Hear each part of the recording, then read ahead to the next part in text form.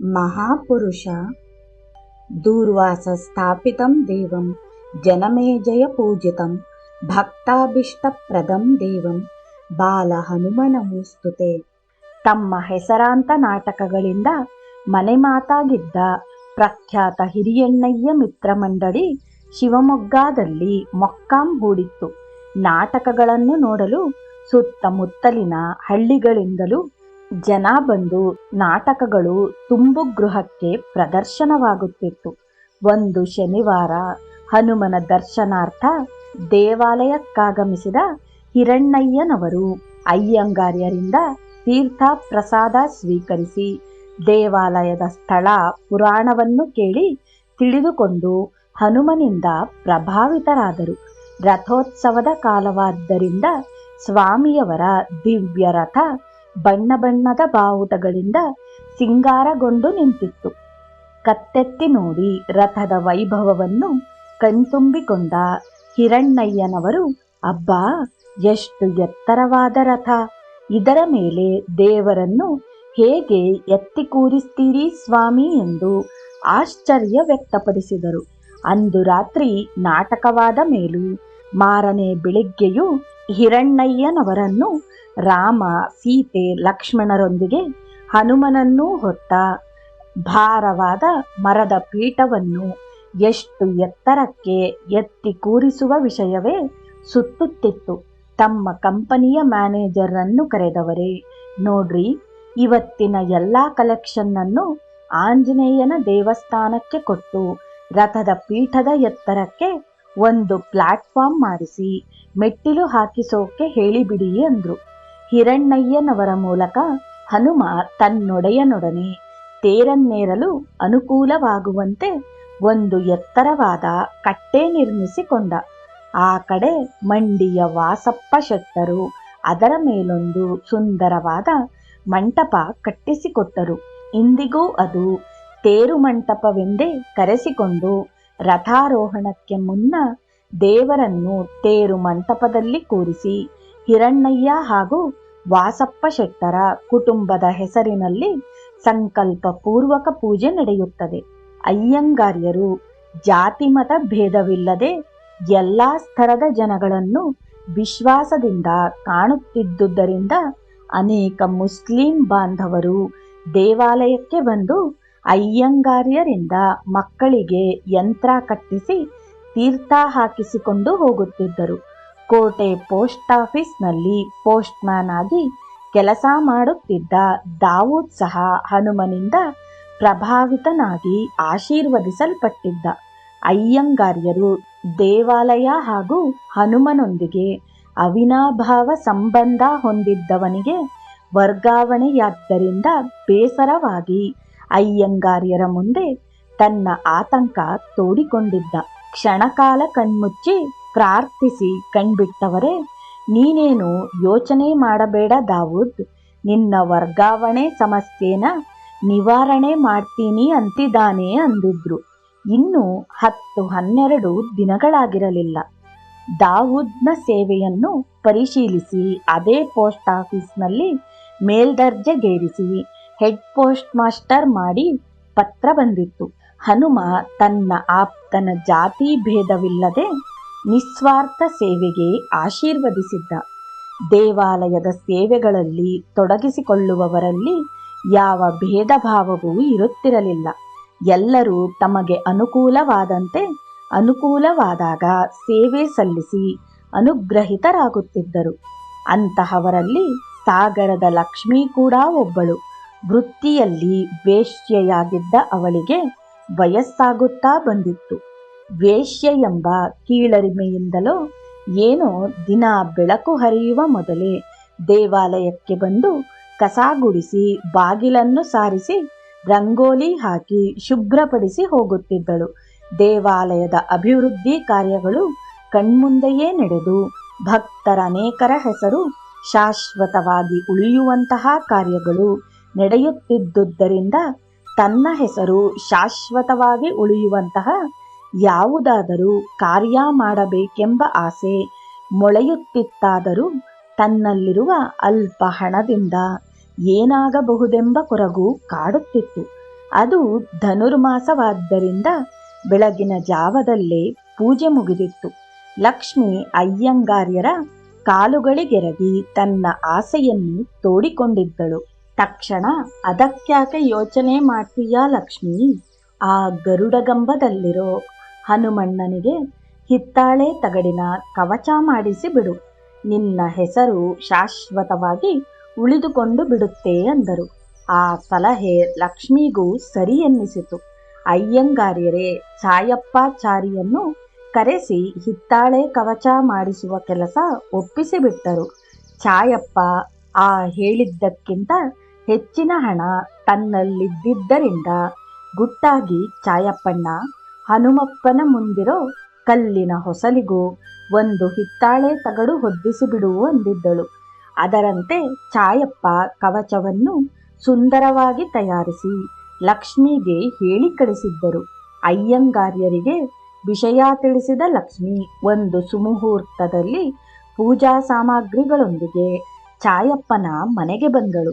ಚಾಯಪ್ಪನವರು ಹಿಂದಿನ ರಾತ್ರಿ ತನ್ನ ಮನೆಯಲ್ಲಿ ಕಳ್ಳತನವಾಗಿ ತಾವು ತಯಾರಿಸಿಟ್ಟಿದ್ದ ಅನೇಕ ದೇವತಾ ಮೂರ್ತಿಗಳು, ಅನೇಕ ದೇವಾಲಯದ ವಸ್ತುಗಳೊಂದಿಗೆ ಲಕ್ಷ್ಮಿಗಾಗಿ ಮಾಡಿಟ್ಟಿದ್ದ ಕವಚಗಳನ್ನು ಕಳ್ಳರು ತೆಗೆದುಕೊಂಡು ಹೋಗಿರುವುದನ್ನು ತಿಳಿಸಿ ಕಣ್ಣೀರಿಟ್ಟಿದ್ದರು.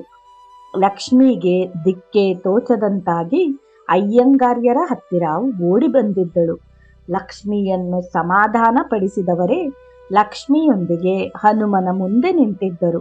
ಪಾಪ, ಲಕ್ಷ್ಮೀನ ಯಾಕೆ ಹೀಗೆ ಕಾಡಿಸ್ತೀಯೋ? ದಿನ ನಿನ್ನ ಗುಡಿ ಬಾಗಿಲನ್ನ ಶುಚಿ ಮಾಡಿ ರಂಗೋಲಿ ಹಾಕ್ತಾಳೆ, ಕಾಡಬೇಡವೋ? ಅವಳ ಈ ಸೇವೆ ನಿಂಗೆ ಬೇಡವಾಗಿದ್ರೆ ನನ್ನ ಬಾಯಲ್ಲಿ ಯಾಕೆ ನುಡಿಸ್ತೆ? ಅವಳಿಗೆ ನಿನ್ನ ಮೇಲಿರೋ ಭಕ್ತಿ, ನನ್ನ ಮೇಲಿರೋ ನಂಬಿಕೆ ಉಳಿಯೋ ಹಾಗೆ ಮಾಡು ಅಂತ ಪ್ರಾರ್ಥಿಸಿಕೊಂಡು ಲಕ್ಷ್ಮಿ ಅವನಿಗೆ ಎಲ್ಲ ಹೇಳಿದ್ದೀನಿ, ಅವನೇ ದಾರಿ ತೋರಿಸ್ತಾನೆ ಅಂತ ಪ್ರಸಾದ ಕೊಟ್ಟು ಕಳಿಸಿದರು. ಲಕ್ಷ್ಮಿಯು ಭಾರವಾದ ಮನಸ್ಸಿನಿಂದ ಕಣ್ಣೀರು ಹಾಕಿಕೊಂಡು ಹೋದಳು. ಸಂಜೆ ಚಾಯಪ್ಪನವರ ಮೂಲಕ ಪೊಲೀಸರಿಗೆ ವಿಷಯ ತಿಳಿಸಿದ ಅಯ್ಯಂಗಾರ್ಯರಿಗೆ ರಾತ್ರಿ ಕನಸಾಗಿತ್ತು. ಕನಸಿನಲ್ಲಿ ವೃದ್ಧನೊಬ್ಬ ಅಯ್ಯಂಗಾರ್ಯರ ಕೈ ಹಿಡಿದು ಕರೆದುಕೊಂಡು ಹೋಗುತ್ತಿದ್ದಾನೆ. ಚಿರಪರಿಚಿತವಾದ ರಸ್ತೆ, ಮನೆಗಳು. ಮುದುಕ ಅಯ್ಯಂಗಾರ್ಯರನ್ನು ಒಂದು ಮನೆಯೊಳಗೆ ಕರೆದುಕೊಂಡು ಬಂದಿದ್ದ. ಅದೊಂದು ಮುಸ್ಲಿಂ ಸಮುದಾಯದವರ ಮನೆ. ಮನೆಯ ತುಂಬೆಲ್ಲ ಬೀಡಿ ಕಟ್ಟುವ ಎಲೆಗಳನ್ನು ತುಂಬಿಡಲಾಗಿತ್ತು. ಅಯ್ಯಂಗಾರ್ಯರನ್ನು ಕೋಣೆಯೊಂದಕ್ಕೆ ಕರೆದುಕೊಂಡು ಬಂದ ಮುದುಕ ಅಲ್ಲಿ ಶೇಖರಿಸಿಟ್ಟಿದ್ದ ಬೀಡಿ ಎಲೆಯ ಕಟ್ಟುಗಳನ್ನೆಲ್ಲ ಎಳೆದು ಹಾಕಿ ಅಲ್ಲಿ ಮುಚ್ಚಿಟ್ಟಿದ್ದ ಹನುಮನ ಕವಚವನ್ನು ತೋರಿಸಿದ್ದ. ತಕ್ಷಣ ಅಯ್ಯಂಗಾರ್ಯರಿಗೆ ಎಚ್ಚರವಾಗಿತ್ತು. ಇದೆಂಥ ವಿಚಿತ್ರವಾದ ಕನಸೆಂದುಕೊಳ್ಳುತ್ತಿರುವಾಗಲೇ ಲಕ್ಷ್ಮಿ ದೇವಾಲಯದ ಬಾಗಿಲನ್ನು ಗುಡಿಸುತ್ತಿರುವ ಶಬ್ದ ಕೇಳಿದ್ದರಿಂದ, ಲಕ್ಷ್ಮಿ, ನೀನು ಮಾಡಿಸಿದ ಕವಚ ಸಿಕ್ಕಿಬಿಡ್ತು ಬಾ ಎಂದವರೇ ಪೊಲೀಸ್ ಸ್ಟೇಷನ್ಗೆ ಹೋಗಿ ಪೊಲೀಸ್ ಪೇದೆಯೊಬ್ಬರನ್ನು ಕರೆದುಕೊಂಡು ಕೆಲವೇ ನಿಮಿಷಗಳ ಹಿಂದೆ ತಾವು ಕನಸಿನಲ್ಲಿ ಕಂಡ ಮನೆಯ ಮುಂದೆ ನಿಂತಿದ್ದರು.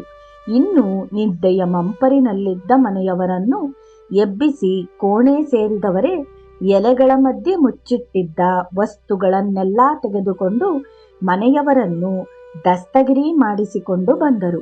ಲಕ್ಷ್ಮಿಗೆ ಆನಂದದೊಂದಿಗೆ ಆಶ್ಚರ್ಯವೂ ಆಗಿತ್ತು. ಅಯ್ಯಂಗಾರ್ಯರ ಪಾದಗಳಿಗೆರಗಿ, ಎಂತಹ ಮಹಿಮರು ಸ್ವಾಮಿ ನೀವು! ಆ ನನ್ನ ತಂದೆ ಹನುಮಪ್ಪ ಬೇರೆ ಅಲ್ಲ, ನೀವು ಬೇರೆ ಅಲ್ಲ ಅಂತ ಆನಂದ ಬಾಷ್ಪ ಸುರಿಸಿದಳು. ಸುಮುಹೂರ್ತದಲ್ಲಿ ಧಾರಣೆಯಾದ ಧ್ವಜಸ್ತಂಭದ ಹನುಮನ ಕವಚ ಹಾಗೂ ಹನುಮನ ಗುಡಿಯ ಮುಂದಿನ ಕಲ್ಲಿನ ಹೊಸಿಲಿಗೆ ಹೊದ್ದಿಸಿದ ಹಿತ್ತಾಳೆ ಕವಚಗಳು ಇಂದಿಗೂ ಸಾಗರದ ಲಕ್ಷ್ಮಿಯ ಶಾಶ್ವತ ನೆನಪಾಗಿ ಉಳಿದುಕೊಂಡಿವೆ. ಹನುಮ ತನ್ನ ಲೀಲಾ ವಿನೋದ ತೋರಿದ ಭಕ್ತರಲ್ಲಿ ರೈಲ್ವೆ ಇಲಾಖೆಯಲ್ಲಿ ನೌಕರರಾಗಿದ್ದ ಸುಬ್ರಹ್ಮಣ್ಯಂ ಸಹ ಒಬ್ಬರು. ಧರ್ಮಪತ್ನಿ ಸರೋಜಮ್ಮನವರೊಂದಿಗೆ ದೇವಾಲಯಕ್ಕೆ ಹೊಂದಿಕೊಂಡಿದ್ದ ಪುಟ್ಟ ಮನೆಯಲ್ಲಿ ವಾಸವಿದ್ದರು. ದೇವಾಲಯದ ಎಲ್ಲ ಉತ್ಸವಾದಿಗಳಲ್ಲಿ ಉತ್ಸಾಹದಿಂದ ಭಾಗವಹಿಸುತ್ತಿದ್ದವರಿಗೆ ಅದೇಕೋ ಆ ವರ್ಷದ ವೈಕುಂಠ ಏಕಾದಶಿಯಂದು ಮಂತ್ರಾಲಯಕ್ಕೆ ಹೋಗಿ ಗುರುರಾಯರ ದರ್ಶನ ಮಾಡುವ ಮನಸ್ಸಾಗಿತ್ತು. ಪತ್ನಿ ಸರೋಜಮ್ಮನವರ ಇಚ್ಛೆಯನ್ನು ನೆರವೇರಿಸುವ ಅನಿವಾರ್ಯತೆಯಿಂದ ಸಕಲ ಸಿದ್ಧತೆ ಮಾಡಿಕೊಂಡ ಸುಬ್ರಹ್ಮಣ್ಯ ಅದೇ ಸಮಯದಲ್ಲಿ ದೇವಾಲಯದಲ್ಲಿ ಸೀತಾ ಕಲ್ಯಾಣ ಮಹೋತ್ಸವ ನಡೆಯುವುದರಿಂದ ಅಳುಕಿನಿಂದಲೇ ಅಯ್ಯಂಗಾರ್ಯರ ಮುಂದೆ ನಿವೇದಿಸಿಕೊಂಡರು. ಇದೇನು ಸುಬ್ಬಣ್ಣ, ಗುರುರಾಯರು ಇಲ್ಲೇ ಇಲ್ವಾ? ನಿಮ್ಮನೇಲೆ ಉತ್ಸವ ಇಟ್ಟುಕೊಂಡು ಮಂತ್ರಾಲಯಕ್ಕೆ ಹೊರಟಿದ್ದೀರಲ್ಲ ಎಂದು ಆಕ್ಷೇಪಿಸಿದವರೇ ಹೊರಟು ನಿಂತವರಿಗೆ ನಿರಾಸೆ ಮಾಡಬಾರದೆಂದು, ಹೋಗಿ ಬನ್ನಿ, ನಿಮ್ಮಂಥವರನ್ನ ನೋಡೆ ಹಿತ್ತಲ ಗಿಡ ಮದ್ದಲ್ಲ ಅನ್ನೋ ಗಾದೆ ಮಾಡಿರೋದು ಅಂತ ಪ್ರಸಾದ ಕೊಟ್ಟು ಕಳುಹಿಸಿದರು. ಅಯ್ಯಂಗಾರ್ಯರಿಗೆ ಬೇಸರವಾಗಿರುವುದನ್ನು ಗ್ರಹಿಸಿದ ಸುಬ್ರಹ್ಮಣ್ಯ ಅನ್ಯಮನಸ್ಸಿನಿಂದಲೇ ಮಂತ್ರಾಲಯ ಸೇರಿ ತಮ್ಮ ವಸ್ತುಗಳನ್ನೆಲ್ಲ ಛತ್ರವೊಂದರ ಕೊಠಡಿಯಲ್ಲಿ ಭದ್ರಪಡಿಸಿ ನದಿಗೆ ಸ್ನಾನಕ್ಕೆಂದು ಹೋದವರು. ಇನ್ನೂ 2 ಮುಳುಗು ಹಾಕಿದರಷ್ಟೆ. ಸರೋಜಮ್ಮನವರು ತಮ್ಮ ಕೊರಳಲ್ಲಿದ್ದ ಮಾಂಗಲ್ಯದ ಸರ ನೀರಿನಲ್ಲಿ ಬಿದ್ದು ಹೋಗಿರುವುದನ್ನು ಗಮನಿಸಿ ಕೂಗಿಕೊಂಡಿದ್ದರು. ವಿಷಯ ತಿಳಿದು ಸುಬ್ರಹ್ಮಣ್ಯಂರವರು ಗಾಬರಿಯಾಗಿ ಪತ್ನಿಯನ್ನು ಸಮಾಧಾನಪಡಿಸುತ್ತಾ ಪತ್ನಿಯ ಕೈ ಹಿಡಿದು ದಡಕ್ಕೆ ಕರೆದುಕೊಂಡು ಬಂದರು. ಸರೋಜಮ್ಮನವರ ದುಃಖದ ಕಟ್ಟೆಯೊಡೆದಿತ್ತು. ಅವರ ಕಣ್ಣೀರು ನೋಡಿ ಮನಕರಗಿದ ಕೆಲವು ಈಜುಬಲ್ಲವರು ಸರೋಜಮ್ಮನವರು ಸ್ನಾನ ಮಾಡಿದ ಸ್ಥಳದ ಸುತ್ತಮುತ್ತ ಹುಡುಕಾಡಿದರೂ ಪ್ರಯೋಜನವಾಗಿರಲಿಲ್ಲ. ಮಾಂಗಲ್ಯ ಕಳೆದುಕೊಳ್ಳೋದು ಅಪಶಕುನಾರಿ, ನನಗೆ ಇನ್ನೂ ಏನೇನು ಕೇಡು ಕಾದಿದೆಯೋ ಎಂದು ಅಳಲು ಪ್ರಾರಂಭಿಸಿದವರನ್ನು ಬಲವಂತವಾಗಿ ಛತ್ರಕ್ಕೆ ಕರೆದುಕೊಂಡು ಬಂದ ಸುಬ್ರಹ್ಮಣ್ಯ ವಿಧವಾಗಿ ಸಮಾಧಾನ ಮಾಡಿದರೂ ಪ್ರಯೋಜನವಾಗಲಿಲ್ಲ. ಅನಂತರಾಮಯ್ಯಂಗಾರ್ ಮಾತು ಕೇಳಿದ್ದಿದ್ರೆ ಹೀಗಾಗಕ್ಕೆ ಅವಕಾಶನೇ ಇರ್ತಿರ್ಲಿಲ್ಲ ಎಂದು ನೊಂದು ನುಡಿಯುತ್ತಿದ್ದಂತೆ ಕೂಗಾಟ ಕೇಳಿ ಅಲ್ಲಿಗೆ ಬಂದ ಕಪ್ಪಾದ ಕುಬ್ಜ ವ್ಯಕ್ತಿಯೊಬ್ಬ, ಯಾಕಳ್ತಿದ್ದೀರಮ್ಮ? ಮಂತ್ರಾಲಯಕ್ಕೆ ಬಂದು ಅಳೋರನ್ನ ನಾನು ಇವತ್ತೇ ನೋಡ್ತಿರೋದು ಅಂತ ಹೇಳಿ ಅಳುವಿನ ಕಾರಣ ತಿಳಿದುಕೊಂಡು ಬನ್ನಿ, ನೀವೆಲ್ಲಿ ಸ್ನಾನ ಮಾಡಿದ್ರೋ ತೋರ್ಸಿ ಎಂದು ಸರಸರ ಅಂತ ಅವರಿಗಿಂತ ಮುಂದಾಗಿಯೇ ನದಿ ಸೇರಿ ನೀರಿಗೆ ಹಾರಿ 1-2 ಕ್ಷಣದಲ್ಲೇ ಸರೋಜಮ್ಮನವರ ಮಾಂಗಲ್ಯದ ಸರದೊಂದಿಗೆ ಮೇಲೆ ಬಂದು, ತಗೊಳ್ಳಿ, ದೊಡ್ಡವರ ಮಾತು ಕೇಳದೆ ಹೋದ್ರೆ ಹೀಗೇ ಆಗೋದು. ಈಗಲೇ ಊರಿಗೆ ಹೋಗಿ ದೇವರ ದರ್ಶನ ಮಾಡಿ ತಪ್ಪಾಯ್ತು ಅಂತ ಹೇಳಿ ತಪ್ಪು ಕಾಣಿಕೆ ಒಪ್ಸಿ ಅಂತ ಹೇಳಿ ಸರಸರನೆ ಬಂದ ಹಾಗೆ ಮರೆಯಾಗಿ ಬಿಟ್ಟ. ಸುಬ್ರಹ್ಮಣ್ಯಂ ದಂಪತಿಗಳಿಗೆ ತಮ್ಮ ತಪ್ಪಿನ ಅರಿವಾಗಿತ್ತು. ನಿಂತಲ್ಲಿಂದಲೇ ಬೃಂದಾವನಕ್ಕೆ ಕೈಮುಗಿದು ಶಿವಮೊಗ್ಗ ಸೇರಿದವರು ಅಯ್ಯಂಗಾರ್ಯರ ಪಾದಗಳಿಗೆರಗಿ ಹನುಮನಿಗೆ ಶರಣಾಗಿದ್ದರು. ತಮ್ಮ ಮನೆ ದೇವರ ಸೇವೆಗಾಗಿ ಆಗಾಗ ತಿರುಪತಿಗೆ ಹೋಗಿ ಬರುತ್ತಿದ್ದ ರಾಮಯ್ಯ ಶೆಟ್ಟರು ಒಂದು ಸಾರಿ ತಮ್ಮ ಗುರುಗಳನ್ನೂ ಕರೆದುಕೊಂಡು ಹೋಗಿದ್ದರು. ಹಿಂದಿನ ದಿನವೆಲ್ಲ ಪ್ರಯಾಣ ಮಾಡಿ ಸಾಕಾಗಿದ್ದ ಎಲ್ಲರೂ ಬೆಳಿಗ್ಗೆಯೇ ದರ್ಶನಕ್ಕಾಗಿ ಸರತಿ ಸಾಲಿನಲ್ಲಿ ನಿಂತಿದ್ದರು. 3-4 ಗಂಟೆಗಳಾಗಿದ್ದರೂ ದರ್ಶನವಾಗಿರಲಿಲ್ಲ. ನಿಂತು ಸಾಕಾಗಿದ್ದ ಅಯ್ಯಂಗಾರ್ಯರು, ಏನಪ್ಪ ಶ್ರೀನಿವಾಸ, ಇಷ್ಟೊಂದು ಕಾಯಿಸ್ತಿದ್ದೀಯಾ? ನಿನ್ನ ದರ್ಶನ ಮಾಡದೆ ಏನು ತಿನ್ನಬಾರದು ಅಂತ ಬಂದು ನಿಂತಿದ್ದೀನಿ, ಹೀಗೆ ಸತಾಯಿಸ್ತಿದ್ದೀಯಲ್ಲ, ಇನ್ನು ನನ್ನ ಕೈಲಿ ನಿಲ್ಲಕ್ಕಾಗಲ್ಲಪ್ಪ, ಬೇಗ ದರ್ಶನ ಕೊಡು ಅಂತ ಪ್ರಾರ್ಥಿಸಿಕೊಳ್ಳುತ್ತಿದ್ದ ಹಾಗೆ ಏನಾಯ್ತು, ಸಾಲಿನಿಂದ ಹೊರಬಂದು ಸರಸರ ಅಂತ ದೇವಾಲಯದ ಮುಂದಿದ್ದ ಗರುಡಗಂಬ ಏರಿ ಕುಳಿತು ಬಿಟ್ಟರು. ಎಲ್ಲರಿಗೂ ಆಶ್ಚರ್ಯವಾಗಿತ್ತು. ಕೊನೆಗೆ ದೇವಾಲಯದ ಕಾವಲು ಸಿಬ್ಬಂದಿ ಬಂದು ಅಯ್ಯಂಗಾರ್ಯರನ್ನು ಕೆಳಗಿಳಿಸಿದರು. ಭಕ್ತನ ಮೊರೆಗೆ ಹೋಗುತ್ತಾ ಶ್ರೀನಿವಾಸ ಆತನನ್ನು ಪ್ರೇರೇಪಿಸಿ ಗರುಡಗಂಬ ಏರುವಂತೆ ಮಾಡಿ ದರ್ಶನ ಕೊಟ್ಟು ಆಶೀರ್ವದಿಸಿದ್ದ. ತಿರುಪತಿಯಿಂದ ಹಿಂದಿರುಗುವಾಗ ಅಯ್ಯಂಗಾರ್ಯರು, ರಾಮ್, ಇನ್ನು ಮೇಲೆ ನಿನಗೆ ಶಿವಮೊಗ್ಗದಲ್ಲೇ ಶ್ರೀನಿವಾಸ ದರ್ಶನ ಮಾಡಿಸ್ತೀನಿ ಎಂದಿದ್ದರು. ಶೆಟ್ಟರಿಗೆ ಏನು ಅರ್ಥವಾಗದಿದ್ದರೂ ಸರಿ ಸ್ವಾಮಿ ಅಂತ ಗೋಣಲಾಡಿಸಿದ್ದರು. ಆ ವರ್ಷದಿಂದಲೇ ನವರಾತ್ರಿಯ ಸಮಯದಲ್ಲಿ ಬರುವ ಮೊದಲ ಶನಿವಾರದಂದು ಬಾಲಹನುಮನಿಗೆ ತಿರುಪತಿ ತಿಮ್ಮಪ್ಪನ ಅಲಂಕಾರ ಮಾಡಲು ಪ್ರಾರಂಭಿಸಿದರು. ಶ್ರೀನಿವಾಸನ ಅಲಂಕಾರದಲ್ಲಿ ಮುದ್ದು ಹನುಮ ಇನ್ನೂ ಮುದ್ದಾಗಿ ಕಾಣಲಾರಂಭಿಸಿದ್ದ. ಮಂಗಳಾರತಿ ಮಾಡುವಾಗ ಅಯ್ಯಂಗಾರ್ಯರು, ಹನುಮಣ್ಣ, ನೀನು ನಿಜವಾಗಲೂ ಮಗುನೇ ಕಣೋ, ಏನು ಮಾಡಿದ್ರೂ ಮಾಡಿಸ್ಕೋತೀಯ, ಮುದ್ದು ಮುದ್ದಾಗೂ ಕಾಣ್ತೀಯ ಅಂತ ಮಂಗಳಾರತಿ ತಟ್ಟೆ ಹಿಡಿದುಕೊಂಡು ನೋಡುತ್ತಾ ನಿಂತು ಬಿಟ್ಟರು. ಬಾಲಹನುಮನೆ ಶ್ರೀನಿವಾಸನಾಗಿ ಮೈದಳೆದು ನಿಂತಿದ್ದರಿಂದ ಶೆಟ್ಟರೊಡನೆ ತಿರುಪತಿಗೆ ಹೋಗುವುದನ್ನು ಬಿಟ್ಟು ಬಿಟ್ಟ ಅಯ್ಯಂಗಾರ್ಯರು ಹನುಮ ಹಾಗೂ ರಾಮಚಂದ್ರನಲ್ಲೇ ಸಕಲ ದೇವಾನುದೇವರನ್ನೂ ಕಾಣಲಾರಂಭಿಸಿದರು. ಆದರೆ ರಾಮಯ್ಯ ಶೆಟ್ಟರು ಮಾತ್ರ ಆಗಾಗ ಗುರುಗಳೊಂದಿಗೆ ತಿರುಪತಿಗೆ ಹೋಗುವ ತಮ್ಮ ಬಯಕೆಯನ್ನು ವ್ಯಕ್ತಪಡಿಸಿ ಸೋತಿದ್ದರು. ಒಂದು ಸಾರಿ ವೈರಮುಡಿ ಉತ್ಸವಕ್ಕಾಗಿ ಮೇಲುಕೋಟೆಗೆ ಹೋಗಿದ್ದ ಶೆಟ್ಟರು ವೈರಮುಡಿಯ ವಿಶೇಷತೆಗಳನ್ನು ಕೇಳಿ ತಿಳಿದುಕೊಂಡು, ಸ್ವಾಮಿ, ಈ ದಿವ್ಯ ಕ್ಷೇತ್ರಗಳ ಉತ್ಸವಾದಿಗಳಿಗೆ ಯಾಕೆ ಹೋಗಬೇಕು? ನಮ್ಮ ದೇವಸ್ಥಾನದಲ್ಲೇ ದೇವರಿದ್ದಾನಲ್ಲ ಅಂದಿದ್ದರು. ನನ್ನ ಮಾತನ್ನ ನನಗೆ ತಿರುಗಿಸುತ್ತಿದ್ದೀಯಲ್ಲ ರಾಮು ಎಂದು ನಕ್ಕ ಅಯ್ಯಂಗಾರ್ಯರು, ನೋಡು ರಾಮು, ದಿವ್ಯ ಕ್ಷೇತ್ರಗಳಲ್ಲಿ ಓಡಾಡಿದ ಅನೇಕ ಸಾಧು ಸಂತರ, ವಿಭೂತಿ ಪುರುಷರ, ಭಕ್ತ ಶ್ರೇಷ್ಠರ ಪಾದ ಧೂಳಿನಿಂದ ಆ ಕ್ಷೇತ್ರಗಳು ಪಾವಿತ್ರ್ಯ ಪಡೆದುಕೊಂಡಿರುತ್ತವೆ. ಅಂತಹ ಸ್ಥಳಗಳಿಗೆ ನಾವು ಬಂದಾಗ ಅಲ್ಲಿನ ಪಾವಿತ್ರ್ಯದ ಅಂಶ ನಮಗೂ ಲಭ್ಯವಾಗಿ ಭಗವಂತನ ದರ್ಶನದಿಂದ ಮೈ ಮನಸ್ಸುಗಳು ಹಗುರವಾಗುತ್ತವೆ. ಉತ್ಸವಾದಿಗಳಿಗೆ ಅನೇಕ ಭಕ್ತ ಶ್ರೇಷ್ಠರು, ಸಾಧು ಸಂತರೂ ಬಂದಿರುತ್ತಾರೆ. ಅಂತಹವರ ದರ್ಶನದಿಂದ ನಮ್ಮ ಜನ್ಮ ಪಾವನವಾಗುತ್ತದೆ. ಡೋಲಾಯಮಾನಂ ಗೋವಿಂದಂ ಮಂಚಸ್ಥಂ ಮಧುಸೂದನಂ ರಥಸ್ಥಂ ಕೇಶವಂ ದೃಷ್ಟ್ವಾ ಪುನರ್ಜನ್ಮನ ವಿದ್ಯತೆ.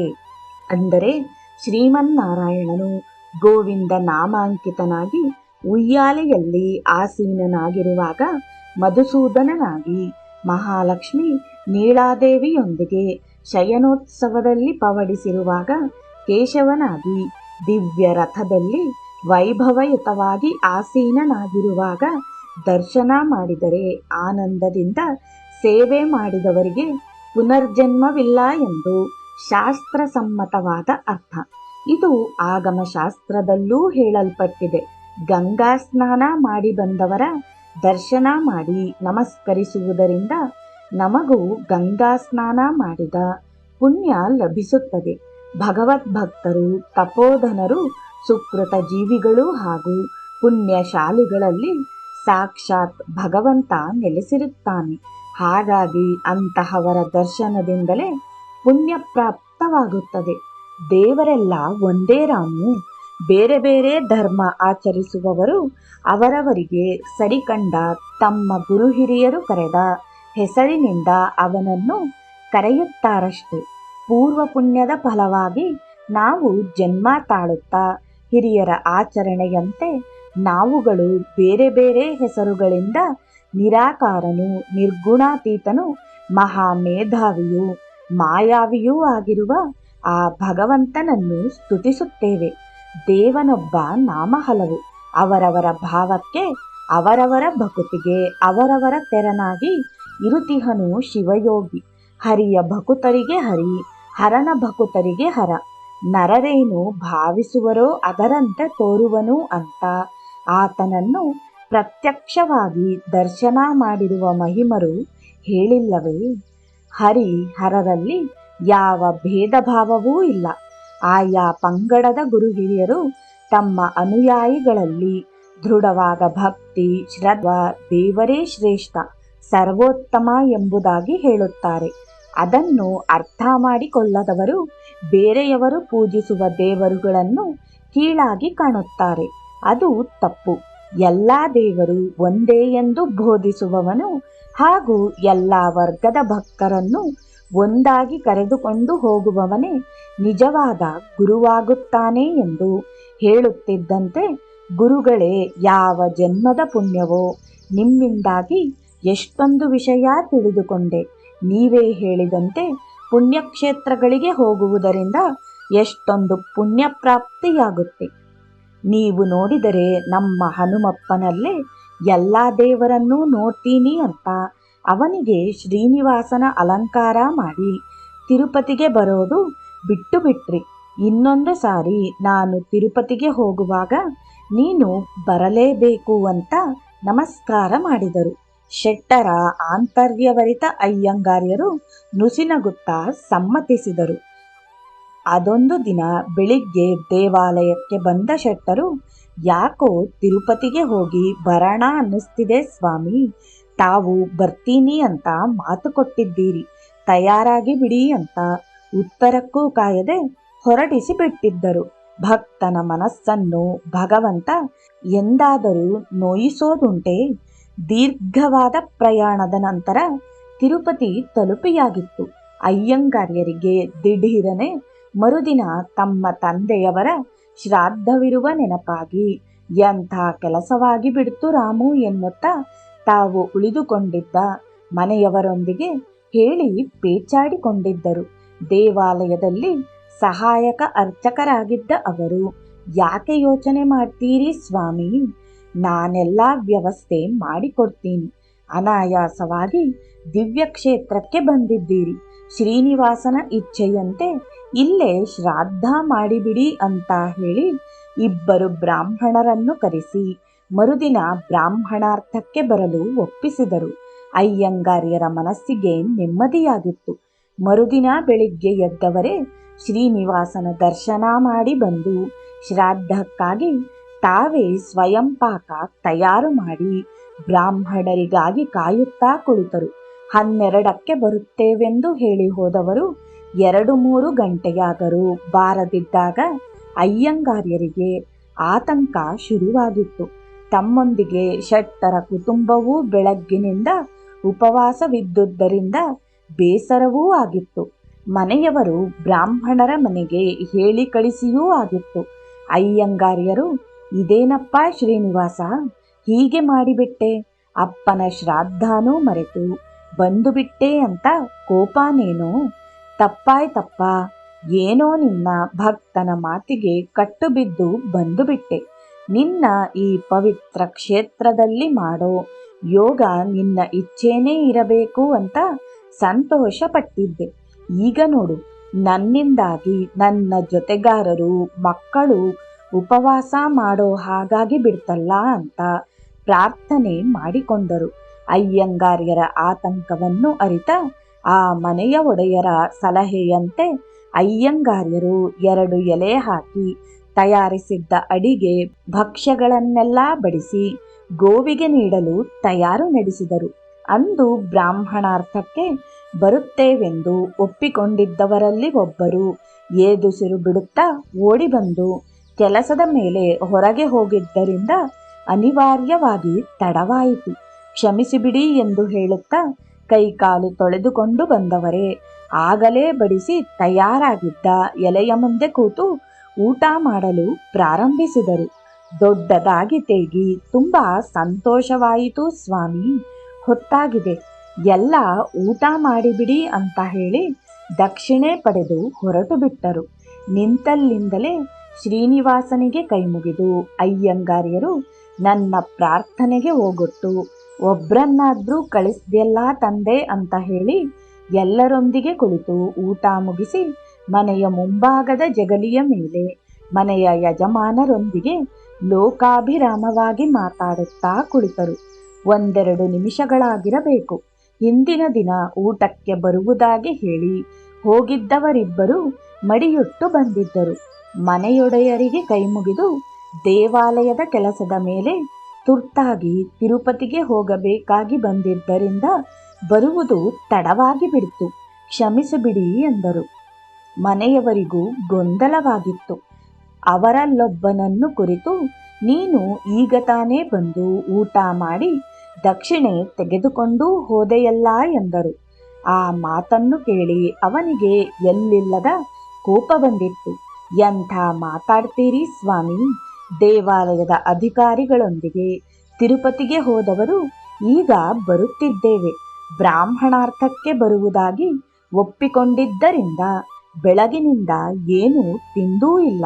ತಡವಾಯಿತು ಅನ್ನೋ ಕಾರಣಕ್ಕೆ ಹೀಗೆಲ್ಲ ಪರಸ್ಥಳದವರ ಮುಂದೆ ನಮ್ಮ ಮರ್ಯಾದೆ ತೆಗೀಬೇಡಿ ಎಂದು ಹೇಳಿ ಹೊರಡುವುದರಲ್ಲಿದ್ದರು. ಅಯ್ಯಂಗಾರ್ಯರಿಗೆ ಪರಿಸ್ಥಿತಿಯ ಅರಿವಾಗಿ ಕಣ್ಣುಗಳಲ್ಲಿ ಆನಂದ ಬಾಷ್ಪ ತುಂಬಿತ್ತು.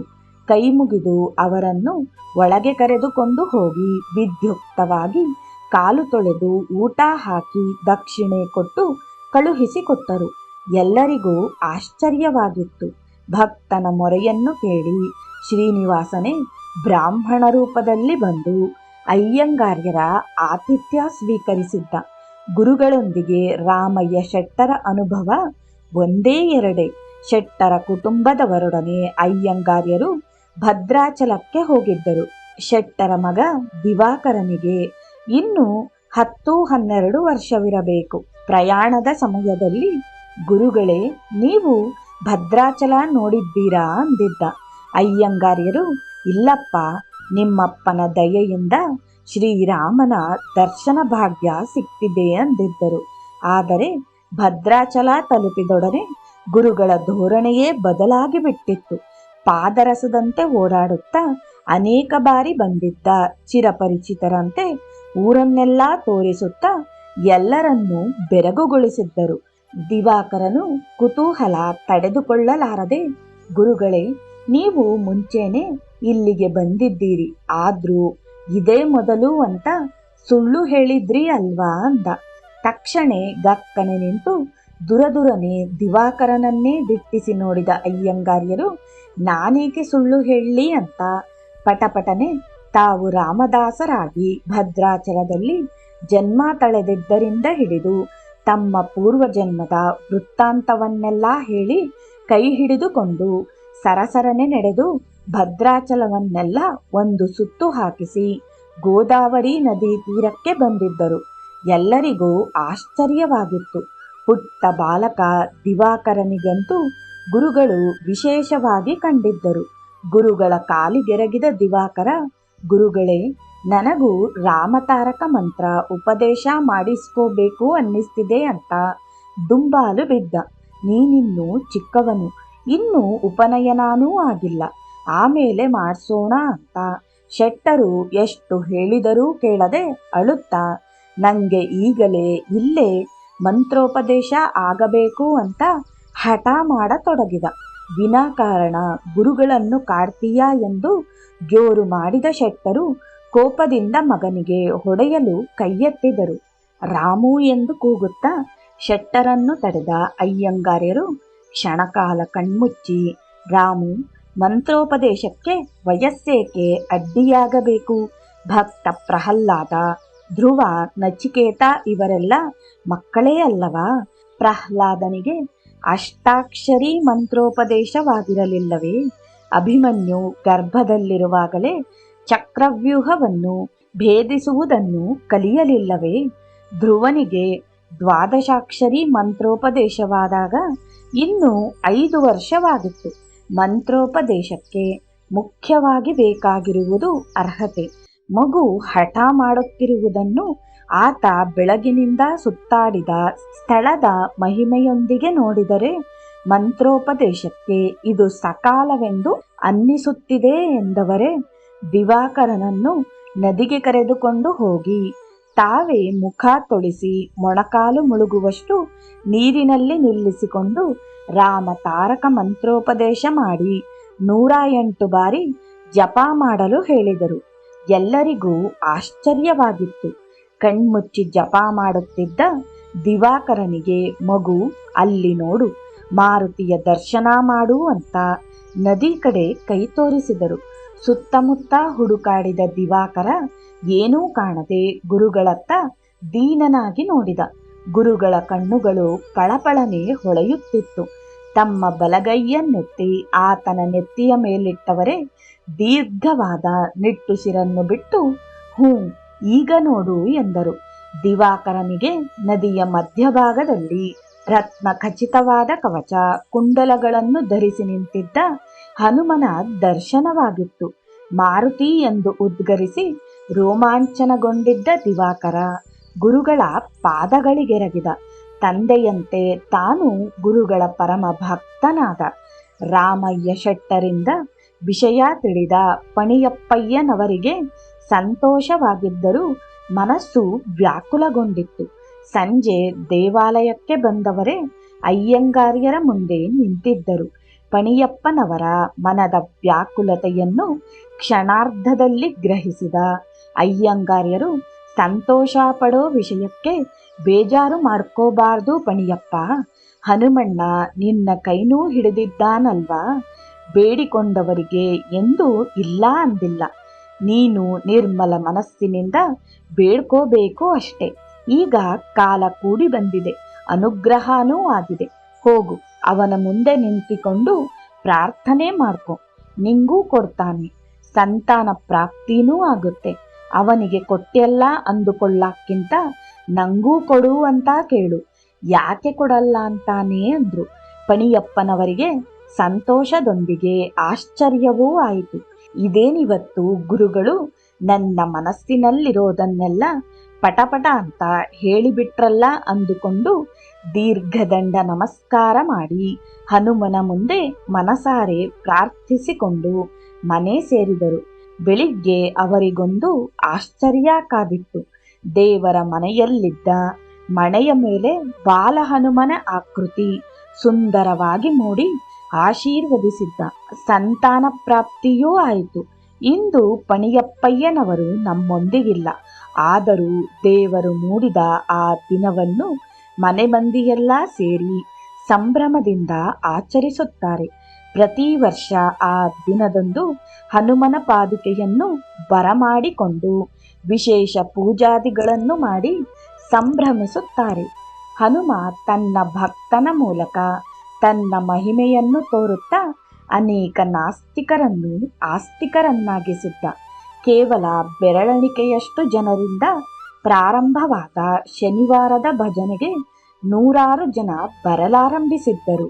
ಮಲ್ಲೇಶಪ್ಪ, ವೆಂಕಟೇಶಪ್ಪ, ಕುಂಟೇಶೇಷಪ್ಪ, ರೈಟರ್ ರಾಮಯ್ಯ, ರಾಮಯ್ಯಂಗಾರ್, ಶ್ಯಾಮಯ್ಯಂಗಾರ್, ಫೋರ್ಮೆನ್ ಅನಂತರಾಮಯ್ಯಂಗಾರ್, ಕಾಚಿನಕಟ್ಟೆ ಮಂಜಪ್ಪ, ಅಕ್ಕಸಾಲಿಗರ ಮಂಜಪ್ಪ, ಸಂಗೀತ ವಿದ್ವಾನ್ ನಾರಾಯಣ ಅಯ್ಯಂಗಾರ್, ಹಾರ್ಮೋನಿಯಂ ಮೇಷ್ಟ್ರು ಶ್ರೀನಿವಾಸ ಅಯ್ಯಂಗಾರ್, ಮುತ್ತಮ್ಮ, ಗಿರಿಜಮ್ಮ ಮುಂತಾದವರು ದೇವಾಲಯದ ಭಜನೆಯನ್ನು ಶ್ರೀಮಂತಗೊಳಿಸಿ ಬಾಲಹನುಮನ ಅನುಗ್ರಹಕ್ಕೆ ಪಾತ್ರರಾಗಿದ್ದರು. ಹನುಮ ತಾನು ಭವರೋಗ ವೈದ್ಯನೆಂಬುದನ್ನು ತನ್ನ ಭಕ್ತ ಅನಂತರಾಮಯ್ಯಂಗಾರ್ಯರ ಮೂಲಕ ತೋರಿಸಲಾರಂಭಿಸಿದ್ದ.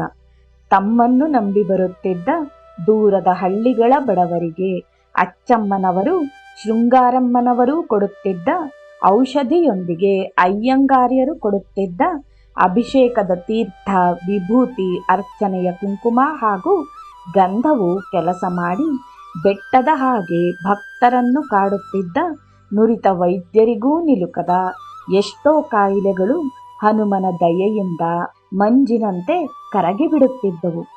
ರಿಸರ್ವ್ ಪೊಲೀಸ್ ಇನ್ಸ್ಪೆಕ್ಟರ್ ಅಪ್ಪಚ್ಚೂರವರಿಗೆ ಇದ್ದಕ್ಕಿದ್ದಂತೆ ಚರ್ಮವ್ಯಾಧಿ ಕಾಣಿಸಿಕೊಂಡು ದಿನೇ ದಿನೇ ಉಲ್ಬಣಗೊಂಡು ರಕ್ತ ಸೋರಿ ಕ್ರಮೇಣ ಕೀವಾಗಿ ಬಟ್ಟೆ ತೊಡುವುದೇ ಕಷ್ಟವಾಗಿ ತಿಂಗಳುಗಟ್ಟಲೆ ರಜೆ ಹಾಕಿ ಊರೂರು ಅಲೆದು ಅವರಿವರು ಹೇಳಿದ ನುರಿತ ವೈದ್ಯರಿಂದೆಲ್ಲ ಔಷಧೋಪಚಾರ ಮಾಡಿಸಿಕೊಂಡರೂ ಪ್ರಯೋಜನವಾಗದೆ ಮೈಯಿಂದ ದುರ್ವಾಸನೆ ಬರಲಾರಂಭಿಸಿ ಹೆಂಡತಿ ಮಕ್ಕಳೂ ಸಹ ಹತ್ತಿರ ಬರಲು ಅಸಹ್ಯ ಪಡುವಂತಾಗಿತ್ತು.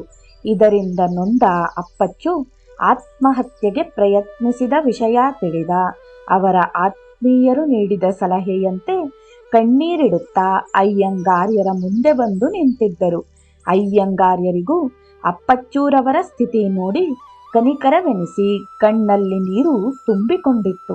ಹನುಮನ ಮುಂದೆ ಕೈ ಮುಗಿದು ನಿಂತು, ನಿನ್ನ ನಂಬಿ ಬಂದು ಬಿಟ್ಟಿದ್ದಾರೆ, ಕೈ ಬಿಡಬೇಡಪ್ಪ ಎಂದು ಪ್ರಾರ್ಥಿಸಿ ಆಗ ತಾನೇ ಅಭಿಷೇಕವಾಗಿದ್ದರಿಂದ ಕೊಡದಲ್ಲಿ ತುಂಬಿಟ್ಟಿದ್ದ ಅರಿಶಿನ ತೀರ್ಥವನ್ನು ಅವರ ಮೇಲೆ ಸುರಿದು ಹನುಮನ ಹಣೆಯ ಮೇಲಿಟ್ಟಿದ್ದ ಶ್ರೀಗಂಧವನ್ನು ತೀರ್ಥವನ್ನು ಕೊಟ್ಟು, ನೀವೇನು ಹೆದರಬೇಡಿ, ಅವನಿಗೆ ಹೇಳಿದ್ದೀನಿ, ಎಲ್ಲ ಸರಿ ಮಾಡ್ತಾನೆ. ದಿನಕ್ಕೆರಡು ಸಾರಿ ಕಡಲೆಕಾಳು ಗಾತ್ರ ಶ್ರೀಗಂಧಾನ ತೀರ್ಥದ ಜೊತೆ ತಗೊಂಡು ಶ್ರೀರಾಮ ಜಯ ಜಯ ರಾಮ ಅಂತ ಹೇಳ್ಕೊಂಡು ನಿಮಗೆ ಎಷ್ಟಾಗುತ್ತೋ ಅಷ್ಟು ಪ್ರದಕ್ಷಿಣೆ ಮಾಡಿ ಎಂದರು. ಆಶ್ಚರ್ಯವೆಂಬಂತೆ ಒಂದೇ ವಾರದಲ್ಲಿ ಗಾಯಗಳು ಒಣಗಲಾರಂಭಿಸಿ 48 ದಿನಗಳಲ್ಲಿ ಚರ್ಮ ಸಹಜ ಸ್ಥಿತಿಗೆ ಬರಲಾರಂಭಿಸಿತು. ತಮ್ಮ ಕೊನೆಯ ಉಸಿರಿರುವವರೆಗೂ ದೇವಾಲಯಕ್ಕೆ ಕುಟುಂಬದವರೊಡನೆ ಬಂದು ಸೇವೆ ಮಾಡುತ್ತಿದ್ದ ಅಪ್ಪಚ್ಚು ಹನುಮನ ಭಕ್ತರಾಗಿ ಅಯ್ಯಂಗಾರ್ಯರ ಆಪ್ತರಾಗಿ ಬಿಟ್ಟಿದ್ದರು. ದಸರಾ ನೋಡಲು ರಾಮಯ್ಯ ಶೆಟ್ಟರೊಂದಿಗೆ ಮೈಸೂರಿಗೆ ಹೋಗಿದ್ದ ಅಯ್ಯಂಗಾರ್ಯರು ರಾಮು ಅರಮನೆ ಆವರಣದಲ್ಲಿ ಒಂದು ಮುದ್ದಾದ ಕೃಷ್ಣನ ದೇವಸ್ಥಾನ ಇದೆ. ಹಿಂದೆ ನಮ್ಮ ಶಾಮಣ್ಣನ ತಂದೆ ರಂಗಸ್ವಾಮಿ ಭಟ್ಟರು ಪೂಜೆ ಮಾಡ್ತಿದ್ರು ಅಂತ ಹೇಳಿ ಮುದ್ದಾಗಿದ್ದ ಕೃಷ್ಣನ ದರ್ಶನ ಮಾಡಿಸಿ ಬರುವಾಗ ಅರಮನೆ ಆವರಣದಲ್ಲಿ ಮಂಟಪಕ್ಕಾಗಿ ಬೆಳ್ಳಿಯ ತಗಡಿನ ಮೇಲೆ ಕುಸೂರಿ ಕೆಲಸ ಮಾಡುತ್ತಿದ್ದುದನ್ನು ನೋಡುತ್ತಾ ನಿಂತವರು ರಾಮು, ನಮ್ ರಾಮಂಗೂ ಒಂದು ಬೆಳ್ಳಿ ಮಂಟಪ ಮಾಡಿಸಿದ್ರೆ ಎಷ್ಟು ಚೆನ್ನಾಗಿರುತ್ತಲ್ವಾ ಅಂತ ಆಸೆ ಪಟ್ಟಿದ್ದರು. ಹಾಗೆ ಆಸೆ ಮೂಡುವಂತೆ ಮಾಡೋನು ಅವನೇ ತಾನೇ. ಊರಿಗೆ ಬಂದೊಡನೆ ರಜತ ಮಂಟಪ ಮಾಡಿಸುವ ಬಗ್ಗೆ ಚರ್ಚಿಸಿ ಸೀತಾರಾಮರ ಉತ್ಸವ ಮೂರ್ತಿಗಳ ಪ್ರತಿಷ್ಠಾಪನೆಯಾಗಿ 25ನೇ ವರ್ಷದ ರಜತ ಮಹೋತ್ಸವದ ಸವಿನೆನಪಿಗಾಗಿ ಬೆಳ್ಳಿ ಮಂಟಪ ಮಾಡಿಸುವ ನಿರ್ಧಾರ ಮಾಡಿಬಿಟ್ಟರು. ಬೆಳ್ಳಿ ಮಂಟಪ ಮಾಡಿಸೋದು ಅಂದ್ರೇನು ಸಾಮಾನ್ಯವಾದ ವಿಷಯವೇ. ಮರುದಿನದಿಂದಲೇ ಜೋಳಿಗೆ ಹಿಡಿದು ಸುತ್ತುವ ಕೆಲಸ ಪ್ರಾರಂಭವಾಗಿತ್ತು. ಭಕ್ತಾದಿಗಳು ತಮಗೆ ಹೊರೆಯಾಗದಂತೆ ಯಥಾಶಕ್ತಿ ಸಹಾಯ ಮಾಡಿದರು. ಮೈಸೂರು ಅರಮನೆಯಲ್ಲಿ ಕೆಲಸ ಮಾಡುತ್ತಿದ್ದ ಶಿಲ್ಪಿಯನ್ನೇ ಕರೆಸಿ ಕೆಲಸ ಒಪ್ಪಿಸಲಾಯಿತು. ರಾಮಯ್ಯ ಶೆಟ್ಟರು ಬೊಂಬಯಿಯಿಂದ ಬೆಳ್ಳಿಯ ತಗಡುಗಳನ್ನು ತರಿಸಿದರು. 7 ಅಡಿ ಎತ್ತರದ ಚಿತ್ತಾಕರ್ಷಕ ಕುಸೂರಿ ಕೆಲಸ, ರಾಮಾಯಣದ ಪ್ರಮುಖ ದೃಶ್ಯಗಳಿಂದ ಕೂಡಿದ ಬೆಳ್ಳಿ ಮಂಟಪ ಸಿದ್ಧವಾಗಿತ್ತು. ಸುಮಾರು 37 ಕೆಜಿ ಬೆಳ್ಳಿಯಲ್ಲಿ ಸಿದ್ಧಪಡಿಸಲಾದ ಬೆಳ್ಳಿ ಮಂಟಪದಲ್ಲಿ ಉತ್ಸವ ಮೂರ್ತಿಗಳ ಪ್ರತಿಷ್ಠಾಪನೆಯಾದ ರಜತ ಮಹೋತ್ಸವದ ನೆನಪಿಗಾಗಿ ರಾಜಬೀದಿ ಉತ್ಸವ ಹೊರಟಾಗ ರಜತ ಮಂಟಪಕ್ಕಾಗಿ ಅಳಿಲು ಸೇವೆ ಮಳಲ ಭಕ್ತಿಯಂತೆ ಸಹಾಯ ಮಾಡಿದ್ದ ಭಕ್ತರಿಗೆ ಆನಂದವಾಗಿತ್ತು. ಉತ್ಸವ ದೇವಾಲಯಕ್ಕೆ ಬಂದಾಗಲಂತೂ ಅಯ್ಯಂಗಾರ್ಯರು ಭಾವುಕರಾಗಿ ಆನಂದ ಬಾಷ್ಪ ಸುರಿಸಿ ಹನುಮನ ಮುಂದೆ ಕೈಮುಗಿದು ನಿಂತು, ನೋಡಿದ್ದೇನೋ ನಿನ್ನ ಒಡೆಯನ ವೈಭವಾನ ಅಂತ ಕೇಳಿ ಸಂತೋಷ ವ್ಯಕ್ತಪಡಿಸಿದ್ದರು. ದೊಡ್ಡ ಬ್ರಾಹ್ಮಣರ ಬೀದಿಯಲ್ಲಿ ವಾಸವಿದ್ದ ಪ್ರಖ್ಯಾತ ಸಂಸ್ಕೃತ ಪಂಡಿತರು, ಶಾಸ್ತ್ರ ವಿಶಾರದರೂ ಆದ ರಾಮಶಾಸ್ತ್ರಿಗಳಿಗೆ ತಾನು ಮಹಾಪಂಡಿತನೆಂಬ ಅಹಂಕಾರವಿತ್ತು. ಅವರಿಗೆ ಅನಂತರಾಮಯ್ಯಂಗಾರ್ಯರ ಮೇಲೆ ತುಸು ಅಸೂಯೆಯೂ ಇತ್ತು. ಅವರು ಅಯ್ಯಂಗಾರ್ಯರನ್ನು ಕಂಡಾಗಲೆಲ್ಲ ನಿಕೃಷ್ಟವಾಗಿ ಕಾಣುತ್ತಾ ಏಕವಚನದಲ್ಲಿ ಸಂಬೋಧಿಸುತ್ತಾ, ಅನಂತರಾಮು, ನಿಂಗೆ ಶ್ರೀ ಸೂಕ್ತದ ಅರ್ಥ ಗೊತ್ತೇನೋ? ವೇದಗಳ ಬಗ್ಗೆ ತಿಳ್ಕೊಂಡಿದ್ದೀಯಾ?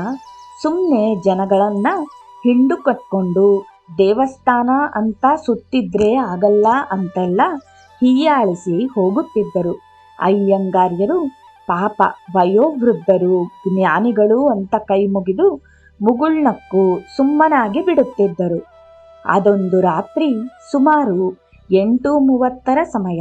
ಮಹಾಮಂಗಳಾರತಿ, ತೀರ್ಥ ಪ್ರಸಾದಾದಿಗಳ ನಂತರ ಎಂದಿನಂತೆ ಅಯ್ಯಂಗಾರ್ಯರು ತಮ್ಮ ಆಪ್ತರೊಂದಿಗೆ ಲೋಕಾಭಿರಾಮವಾಗಿ ಮಾತನಾಡುತ್ತಾ ಕುಳಿತಿದ್ದಾಗ ಅಲ್ಲಿಗೆ ಬಂದ ರಾಮಶಾಸ್ತ್ರಿಗಳು, ಅನಂತರಾಮು, ಮಹಾರಾಜರ ಒಡ್ಡೋಲಗ ಸೇರಿಬಿಟ್ಟಿದೆ. ಆಸ್ಥಾನದಲ್ಲಿ ಸುಗ್ರೀವ ತನ್ನ ಕಪಿಗಳನ್ನ ಸೇರಿಸಿಕೊಂಡು ಕೂತಿರೋ ಹಾಗೆ ಕಾಣ್ತಿದೆ. ಇಷ್ಟು ವರ್ಷದಿಂದ ಪ್ರಾಣದೇವರ ಪೂಜೆ ಮಾಡ್ತಿದ್ದೀಯ, ಸುಂದರಕಾಂಡ ಓದಿದೀಯಾ? ಒಂದೆರಡು ಪ್ರಶ್ನೆ ಕೇಳ್ತೀನಿ, ಉತ್ತರ ಹೇಳು ನೋಡೋಣ ಅಂತ ಎದುರಿಗೆ ಕೂತು ಬಿಟ್ರು. ಸುತ್ತಲಿದ್ದವರಿಗೆ ಕೋಪ ಬಂದಿದ್ದರೂ ಗುರುಗಳೇ ಏನೂ ಮಾತಾಡದೆ ಕೂತಿರೋದನ್ನ ನೋಡಿ ಗುರುಗಳ ಮುಖವನ್ನೇ ನೋಡುತ್ತಾ ಕೂತು ಬಿಟ್ಟರು. ನೋಡುತ್ತಿದ್ದಂತೆ ಗುರುಗಳ ಮುಖ ಕೆಂಪೇರಿತ್ತು. ಕಣ್ಣು ಬಿಟ್ಟ ರಾಮಶಾಸ್ತ್ರಿಗಳನ್ನು ನೋಡಿದವರೇ ಹ್ಞೂ ಕೇಳು ಅಂತ ಹುಂಕರಿಸಿದ್ರು. ಕ್ಷಣಕಾಲ ಆವಾಕ್ಕಾದ ರಾಮಶಾಸ್ತ್ರಿಗಳು, ಏನೋ ನನ್ನ ಮುಂದೇನೆ ಹುಂಕರಿಸ್ತೀಯಾ? ಅಷ್ಟೊಂದು ಧೈರ್ಯ ಬಂತ ನಿನಗೆ? ಹಾಗಾದ್ರೆ ಪ್ರಾಣದೇವರು ಲಂಕೆಗೆ ಹೋಗಿ ಸೀತಮ್ಮನ್ನ ಎಲ್ಲೆಲ್ಲಿ ಹುಡುಕ್ತಾ ಹೇಳು ಅಂದ್ರು. ಕೆಂಪಾದ ಅಯ್ಯಂಗಾರ್ಯರ ಮುಖದಲ್ಲಿ ಮಂದಹಾಸ ಮೂಡಿತ್ತು. ಕುಂಭಕರ್ಣ, ಜಂಬೂಮಾಲಿ, ಸುಮಾಲಿಯಾ ಭವನದ ಪರ್ಯಂತ, ಮಹಾಪಾರ್ಶ್ವ, ವಜ್ರದಂಶ, ಶುಕಸಾರಣ, ಇಂದ್ರಜಿತ, ವಿದ್ಯುನ್ಮಾಲಿ, ವಿರೂಪಾಕ್ಷ, ವಿಭೀಷಣನನ್ನೂ ಬಿಡದಂತೆ ಅಂಗುಲಂಗುಲ ಜಾಗವ ಬಿಡದೆ ಹುಡುಕುತ್ತಾ ಹೊರಟೆನು ಕೇಳೆನುತ ಸೀತಾಮಾತೆಯ ಹುಡುಕುತ್ತ ಹೊರಟೆನು. ರಾವಣನ ಅಂತಃಪುರದಲ್ಲಿ ಮದ್ಯಪಾನದ ಅಮಲಿನಲ್ಲಿ ಮಲಗಿಹ ಸಹಸ್ರ ಸಹಸ್ರ ಸ್ತ್ರೀಯರಲಿ, ಚಿತ್ರವರ್ಣದ ಸೊಗಸಿನ ಸೀರೆಯ ಕೋಮಲಾಂಗದ ನೀರೆಯಲಿ, ರಾಜಕನ್ನಿಕೆ, ದೇವ ಗಂಧರ್ವಾದಿ ಸುರಸುಂದರಾಂಗಿಯರ ಮುಖಗಳಲ್ಲಿ, ವಿಧ ವಿಧ ರೂಪ ಲಾವಣ್ಯ ಭರಿತ ಸುಂದರ ಸ್ತ್ರೀಯರ ನಡುವಿನಲಿ, ರಾವಣನುಪ್ಪಿ ಸಂತಸದಪ್ಪಿ ರಮಿಸಿ ಮೈಮರೆಸಿಹ ಮುಖಗಳಲ್ಲಿ, ನಾನಾ ರೂಪ ನಾನಾ ಭಾವದ ನಾನಾ ಭಂಗಿಯ ಸ್ತ್ರೀಯರಲಿ ಹುಡುಕಿದಣಿದೆನು ಕಮಲನೇತ್ರೆಯ ಮಂದ ದೀಪದ ಪ್ರಭೆಯಲ್ಲಿ. ಓಹೋ, ಪರವಾಗಿಲ್ವೇ, ರಾಗವಾಗೇ ಹೇಳ್ತಿದ್ದೀಯ. ಎಷ್ಟಾದ್ರೂ ನೀವೆಲ್ಲ ಭಜನೆ ಮಾಡೋರಲ್ವೇ?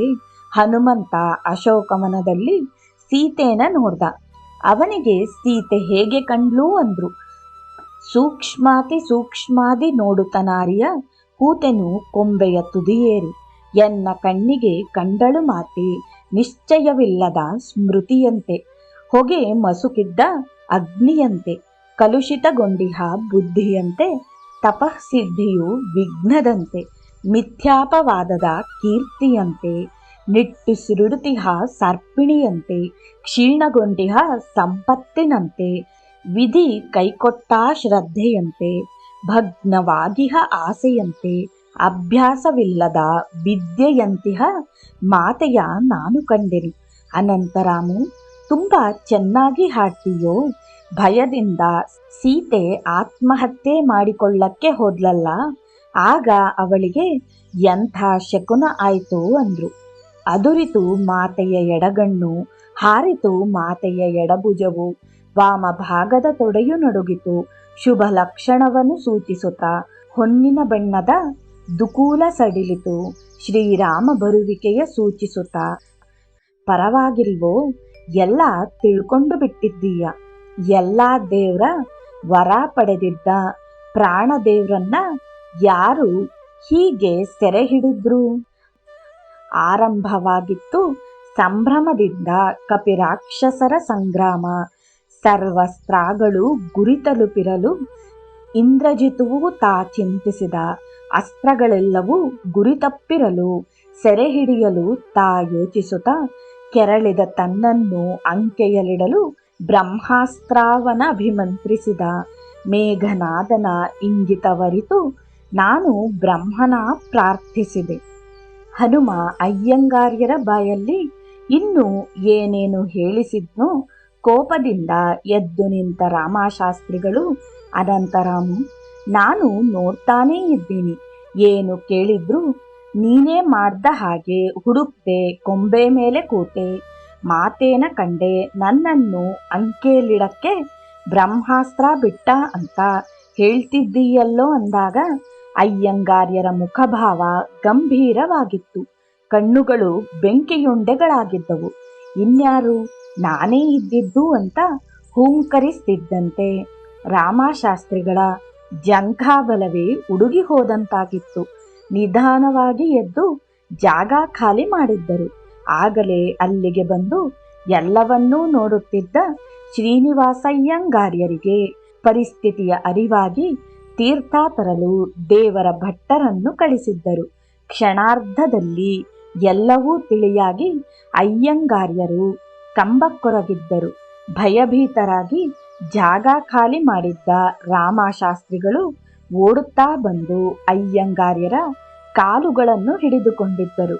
ನನ್ನನ್ನು ಕ್ಷಮಿಸಿಬಿಡಪ್ಪ, ನನ್ನ ಅಹಂಕಾರ ಹರಿದಿದೆ ಅಂತ ಅಳಕ್ಕೆ ಶುರು ಮಾಡಿಬಿಟ್ಟರು. ಅಯ್ಯಂಗಾರ್ಯರಿಗೆ ಒಂದು ಅರ್ಥವಾಗಿರಲಿಲ್ಲ.